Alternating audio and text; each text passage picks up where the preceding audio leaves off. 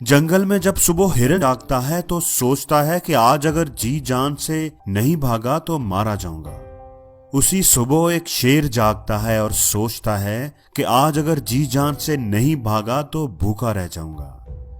आप शेर हो या हिरन हो, आपको भागना तो पड़ेगा।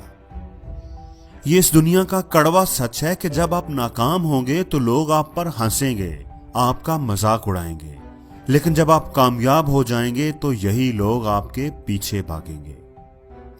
इसलिए जिंदगी में कभी भी लोगों की बातों पर ध्यान मत देना।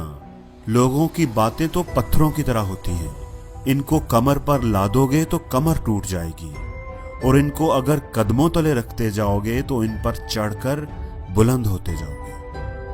किसी ने क्या खूब कहा है कि किसी को जो कहना है कहने दो, अपना क्या जाता है।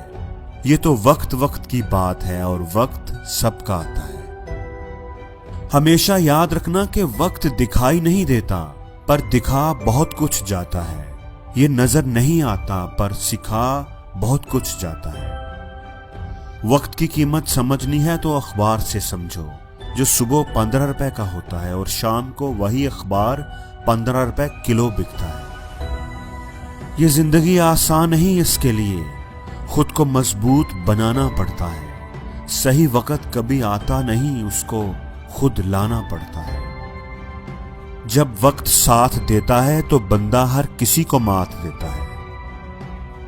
जिंदगी में कभी भी रिस्क लेने से ना डरो, क्योंकि रिस्क लेने में कभी नुकसान नहीं होता।